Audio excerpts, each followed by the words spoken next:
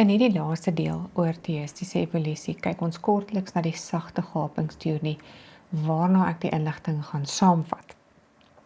Kyk asseblief eers na al die voorafgaande dele van hierdie kort reeks voordat jy na hierdie aanbieding kyk.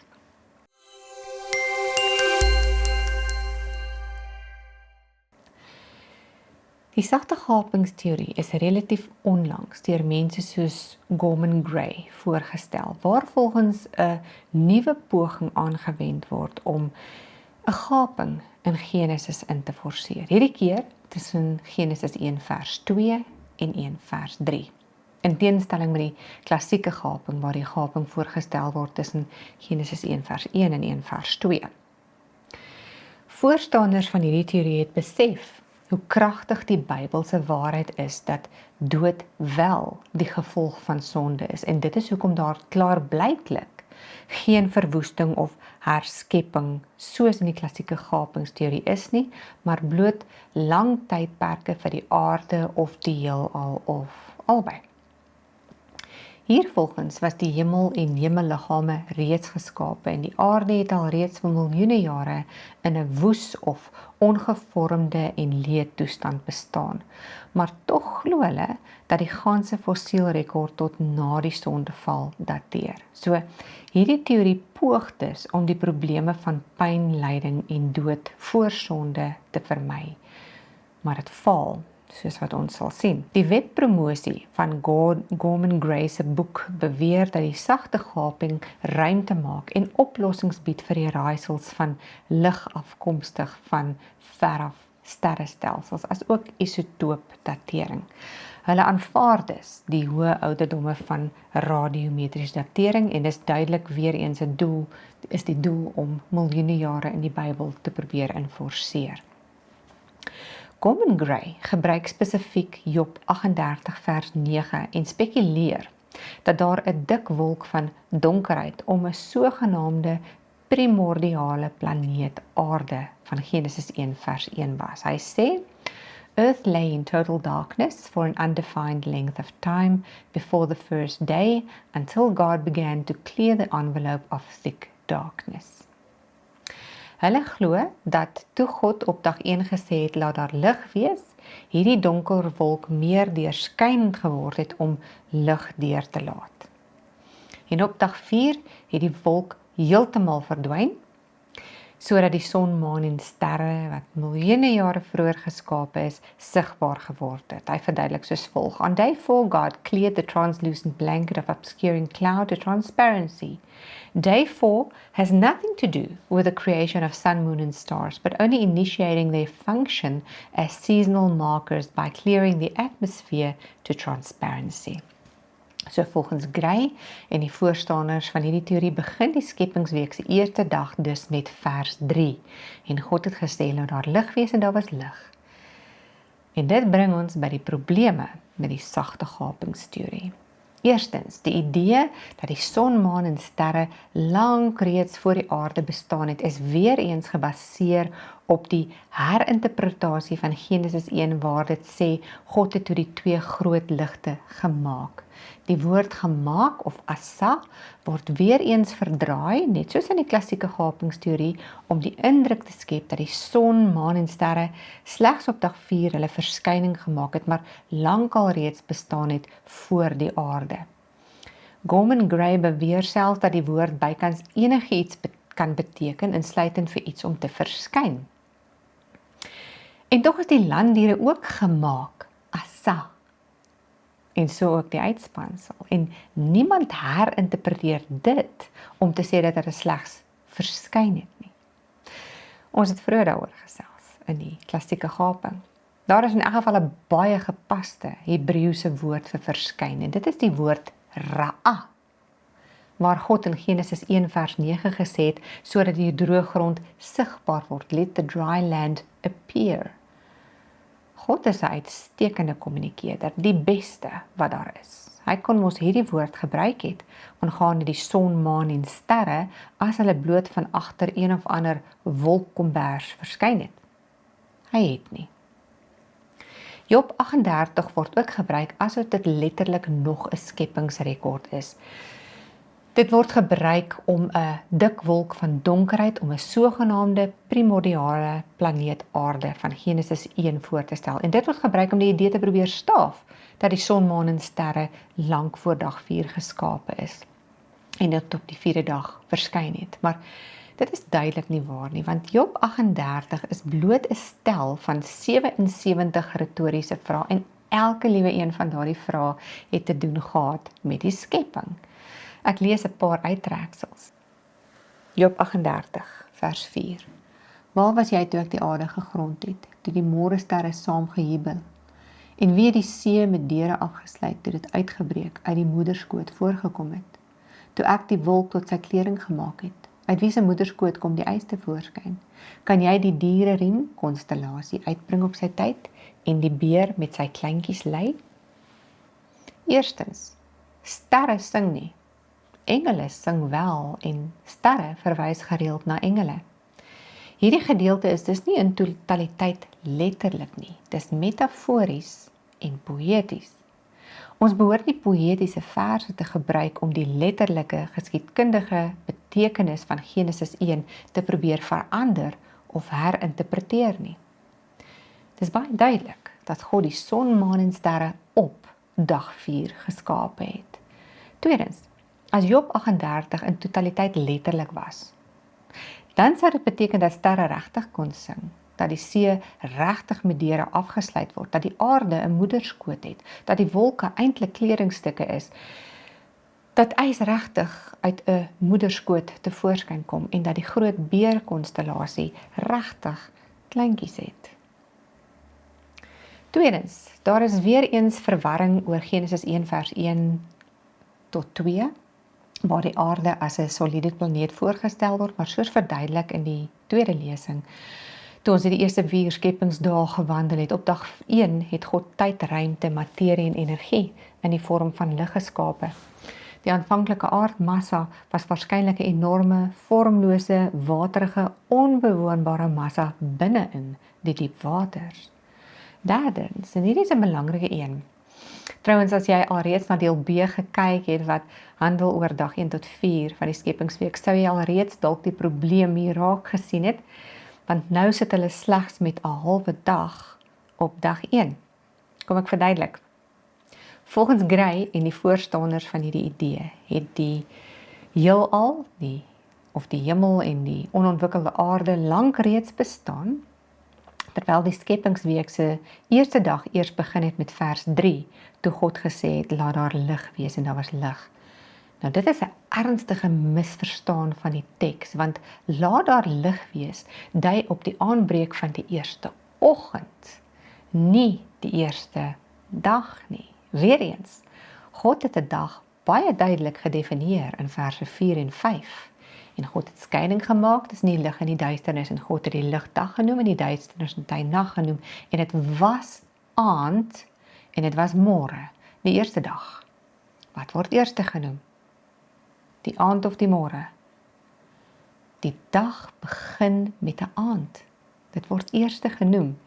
En die enigste aand waarna God hier kan verwys, is die duisternis van vers 2. En duisternis was op die wêreld vloed. Met ander woorde, die probleem is duidelik.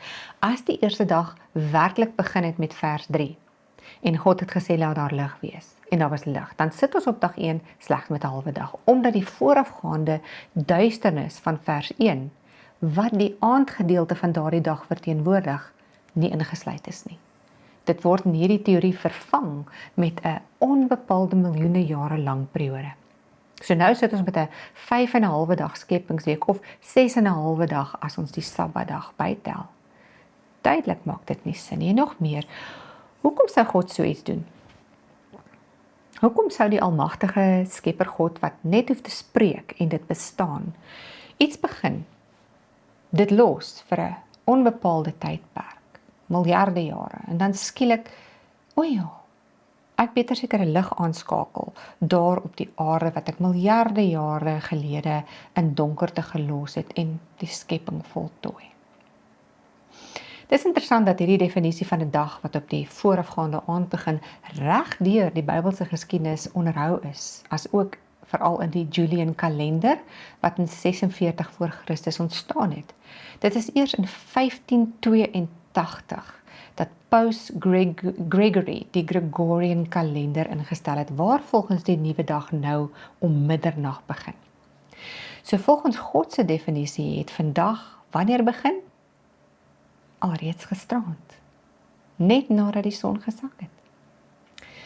Maak dit regtig vir jou enigstens sin, dat God ons sou wou bol, of enig ander streep sou wou trek, deur vir ons so duidelik te sê, dat hy die son, maan en sterre op dag 4 geskaap het, net sodat ons duisende jare later moet uitvind, dat hulle eintlik al lank reeds bestaan het, maar net weggesteek was, om eers op dag 4 te verskyn.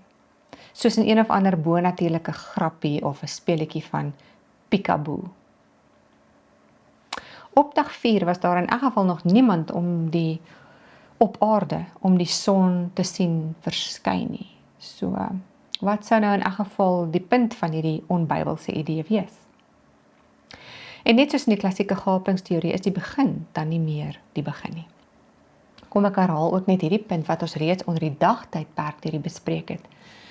Is 'n dag soos in Genesis uiteengesit regtig 'n dag? Die woord dag in die spesifieke konteks van Genesis 1 moet 'n gewone 24-uur dag aandui, omdat dit deur 'n aand en 'n môre begrens word. Verder, elke verwysing na 'n dag kom saam met 'n numeriese getal voor, en dit was aand en dit was môre die eerste dag. Ek meen, hoeveel duideliker kon God dit gestel het, dat hy alles in 6 dae gemaak het, en gerus het op die seën, as om te sê, dat hy dit in 6 dae gemaak het. Dan is daar die dateringsmetodes. Die sagte gapingsteorie bied geen oplossings nie. Trouwens, geoloë wat rotse met fossiele dateer, gebruik dieselfde dateringsmetodes vir meteoriete, die maan of rotse met en sonder fossiele. Nou, indien jy hierdie feilbare metodes met hulle hoë ouderdomme aanvaar, soos in die sagte gapingsteorie voorgestel word, dan behoort 'n mens ook hierdie hoë ouderdomme vir die fossiele te aanvaar, wat binne in hierdie rotslaag voorkom. Dit sal die fossiele miljoene jare oud maak, ouer as Adam en Eva. En so word die sagte gapingsondersteuners weer gekonfronteer met dood voor die sondeval, presies wat hulle probeer het om te vermy. Hierdie teorie val dus ook in totaliteit om sekulêre wetenskap se miljoene jare van evolusie in die Bybel te probeer versoen. Laastens gaan ek hierdie inligting herhaal wat ek reg aan die begin van deel B oor dae 1 tot 4 van die skepingsweek met julle gedeel het. Jy kan eenvoudig glad nie 'n gaping tussen vers 1 en 2 of 2 en 3 plaas nie, en hier is hoekom. Hebreëus bevat spesiale grammatikale forme om geskiedenis op te teken. En dit word ook gebruik in Genesis 1 tot 11. Genesis word gepeper met die woorde en, sowel as toe, en toe. Trouwens, en word aan die begin van elke skepingsdag gebruik, en bykans elke sin in Genesis 1, soms selfs ook in die middel van die sin. Nou, die Hebreëse voegwoord vir die woorde wat vertaal word as en of toe, word 'n waaf genoem, en dit lyk so. In Hebreëus begin al die verse in Genesis 1, behalwe verse 1 en 2 met hierdie waaf, gevolg deur 'n werkwoord. Toe sê God. Toe sê God. So die werkwoord is gewoonlik eerste in Hebreëus. Waaf, gevolg deur 'n werkwoord, word 'n waaf consecutive in Engels genoem, of 'n waaf opeenvolgend in Afrikaans. En wanneer jy 'n ketting daarvan het, dan is dit altyd 'n aanduiding dat historiese gebeure kronologies aangeteken en weergegee word. Dit sê duidelik vir ons dat Genesis historiese narratief is. Dit het gebeur, en toe het dit gebeur, en so aan. Nou wat van verse 1 en 2? Vers 1 is die begin, so daar is geen en aan die begin nie, want dis die begin. Vers 2 begin wel met en, maar word nou nie deur 'n werkwoord opgevolg nie, maar wel deur 'n selfstandige naamwoord, genaamd die aarde. In die Hebreëse volgorde, woordorde, wanneer die woord en gevolg word deur 'n nie werkwoord, dan word dit 'n waaf disjunctive in Engels genoem, wat duidelik aandui dat daardie vers 'n verduideliking of opklaring van die voorafgaande vers is. So vers 2 beskryf dus die aanvanklike toestand van die aarde toe God dit initieel geskaap het. Dit maak dit finaal duidelik dat absoluut geen gaping hier moontlik is nie, omdat vers 2 nie in tyd volg nie. Dit sê nie en toe later was die aarde woes en leeg nie. Vers 2 verduidelik vers 1 deur te sê dat op daardie stadium, toe God die hemel en die aarde geskaap het, was die aarde aanvanklik vormloos, leweloos en leeg. En daar is 'n rede hoekom daardie verduideliking daar is. As jy geen kennis gehad het nie, en jy lees in die begin het God die hemel en die aarde geskape, dan kan jy dalk aanneem dat God hulle geskape het presies soos hulle nou is, vol lewe en kontinente, sterre en die heelal. Maar vers 2 verduidelik baie duidelik dat dit aanvanklik nie die geval was nie. Die aarde het nie aanvanklik die huidige vorm gehad wat dit nou het nie. Dit was vormloos, leweloos en leeg. En dan beskryf die res van Genesis hoe God daardie aanvanklike skepping perfek gemaak het vir lewe. En God het dit so gedoen vir 'n baie spesifieke rede. Hy het 'n patroon vir ons daar gestel. Werk vir 6 dae en rus op die 7de dag. Hoekom? Want God het dit gedoen. Dit is baie inligting, ek weet. So kom ek som dit op. En die opsomming is bietjie langer as 'n gewone opsomming. Ons het 'n uitgebreide ondersoek van teïstiese evolusie gedoen. Ons het begin deur te kyk na die geskiedenis. Waar het hierdie idees vandaan gekom in deel A? In deel B het ons gekyk na die Bybelse fondasie, spesifiek dae 1 tot 4 van die skepingsweek. In deel C het ons gekyk na die dag-jaar teorie, terwyl C1 en C2 gehandel het oor die klassieke gaping en die sagte gapingsteorie, respektiewelik. Dit is my hoop en gebed dat jy nou tot die enigste ware, logiese gevolgtrekking sal kom wat daar is. Want mens kan nie help om te wonder as daar werklik sulke duidelike bewyse vir gaping was. Hoekom is daar dan geen ooreenstemming oor waar hierdie gaping hoort te wees nie? En as daar werklik 'n vroeë skepping was, dan is dit tog logies om te verwag dat God iets substansieels daaroor in die Bybel sou sê. Maar daar is niks nie.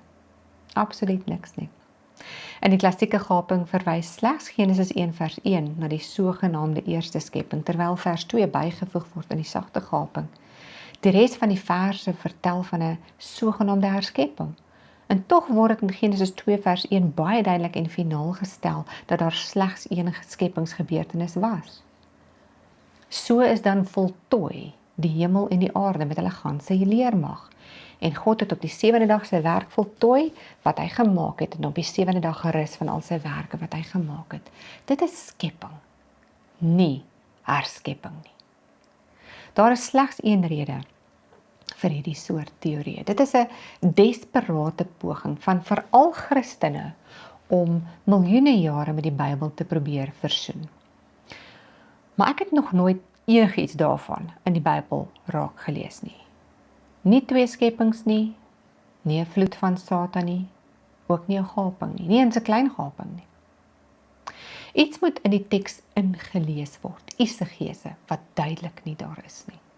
Die mees voor die hand liggende en die eenvoudigste lees van Genesis 1 maak dit duidelik dat Moses onder God se leiding en inspirasie bedoel het om 'n letterlike geskiedkundige weergawe van Genesis 1 gebeure te gee, wat deur God aan hom geopenbaar is en beslis nie 'n geheime kriptiese boodskap met leidrade wat net vir die superintelligente minderheid bedoel was nie. Vra maar vir enige kind om Genesis 1 te lees. Hulle sal geen miljoene jare daarin lees nie. As God wou hê ons moes verstaan dat 'n miljarde jare gaping plaasgevind het tussen verse 1 en 2 of verse 2 en 3 met al die gepaardgaande besonderhede oor Satan, sonde, oordeel, straf en 'n herskepping of dan 'n lang gaping voor die lig verskyn het in die sagte gapingsteorie, dan is dit redelik om aan te neem dat hy die besonderhede daarvan aan Moses sou voorsien. Hy het nie in Genesis nie en ook nêrens anders in die Bybel nie. Begin ons met die Bybel sodat dit vir ons leer, eksegese, of begin ons met feilbare, sekulêre, menslike idees en dan probeer ons dit in die Bybel inforceer. Eksegese. As jy dit in Genesis doen, dan kan jy dit mos op enige ander plek in die Bybel ook doen. As die Genesis weergawe nie regtig beteken wat dit baie duidelik en eenvoudig sê nie, maar eerder geherinterpreteer moet word om by 'n biljoene jare wêreldbeskouing in te pas, hoe moet ons dan die res van die Bybel verstaan? Hoe kan ons verseker weet dat die historiese weergawe van Jesus se lewe, dood en opstanding nie ook geherinterpreteer moet word nie? Trouwens, hoe kan ons enigiets glo as die Bybel so buigbaar kan wees? Genesis is sonder twyfel 'n historiese weergawe van werklike gebeure. Die leerstellings van skepping en evolusie oor biljoene jare is so absoluut uiteenlopend dat versoening totaal en al onmoontlik is. Deïstiese evolusioniste poog om die twee leerstellings te integreer, maar hierdie soort sinkretisme reduseer die boodskap van die Bybel tot 'n onbenulligheid. Daar is eenvoudig geen steun vir evolusie, deïstiese evolusie in die Bybel nie. Kompromie op Genesis 1 is in wese 'n baie ernstige bedreiging vir die Christenkerk en het al enorme skade verrig omdat dit die fondasie van die Christelike geloof ondermyn en mense laat twyfel oor die betroubaarheid van God se woord. Dit ondermyn die basiese lees van die woord soos bekragtig deur Jesus, die profete en die apostels. Bybelgebeure word gereduseer tot mitiese beeldmateriaal en die ware boodskap gaan totaal en al verlore. Dit skep ook 'n valse persepsie en 'n wanvoorstelling van die aard van God, omdat dood en gruwelikheid aan die Skepper toegeskryf word as die beginsels van die skepping. Die aarde is eerste geskape. En eers op die 4de dag is die son, maan en sterrestelsels geskape. Hierdie volgorde kontrasteer met al die kosmiese evolutionistiese idees, soos die oerknal. Deïstiese evolusie ignoreer alle Bybelse skepingsbeginsels en vervang dit met evolutionistiese idees. Hierdie rebelleer en verwerp hulle God se alomteenwoordige skepingsstaat. Een deïstiese evolutionist wat vandag 'n skepingsleier is, het verklaar dat daar 2 redes was wat sy oë laat oopgaan het. Eerstens, die besef dat God se woord onfeilbaar is. Hy het besef dat hy alles geglo het wat die Bybel leer aangaande verlossing, Jesus se koms, die dood en opstanding, asook al sy wonderwerk. En tog het hy getwyfel dat God alles in 6 dae kon skape. Die tweede en belangrikste punt is die feit dat evolusie die hart van die evangelie uitdruk. Evolusie vereis absoluut dood en miljoene jare daarvan. 'n Streweling om te oorlewing van die fikste, jare voor die mensdom verskyn het. In hierdie scenario is die dood nie die vyand nie, maar eintlik die middel waardeur God geskaap het. Op 'n morele punt is daar geen objektiewe basis vir moraliteit apart van die Bybel nie. Trouwens, hoekom moet ons objeksie hê teen God se uiteindelike vernietiging van sondaars, wanneer die dood veronderstel is om eintlik baie goed te wees, die middel tot ontwikkeling van minder tot meer kompleks en evolutionistiese denke? Die oomblik wat jy evolusie met miljoene jare van pyn, lyding en dood aanvaar, dan het jy geen basis vir objektiewe moraliteit nie. Jy het geen basis om enigiets boos te noem nie, omdat dood en vernietiging van individue beskou word as 'n goeie ding in die progressie van spesies. Die Bybel is egter baie duidelik hieroor, want die loon van die sonde is die dood. En dood het in die wêreld ingekom weens Adam en Eva se sonde slegs ongeveer 6000 jaar gelede. Daar was geen dood voor die sondeval nie en daarom ook geen evolusie van enige aard nie. Indien dood en evolusie God se skepingsmetodes was en dis nog altyd deel van die skepping was, dan kan die dood nie die gevolg van sonde of die laaste vyand wees nie. En as dit die geval is, wat word dan van Jesus Christus? Wie se absolute doel dit was om die mag van die dood te breek en die skuld te betaal vir ons sondes. Dit is in wese die sterkste argument teen deïstiese evolusie en progressiewe skepping. Laastens, die Bybel behoort die fondasie te wees waar volgens ons wetenskaplike inligting interpreteer en nie andersom nie.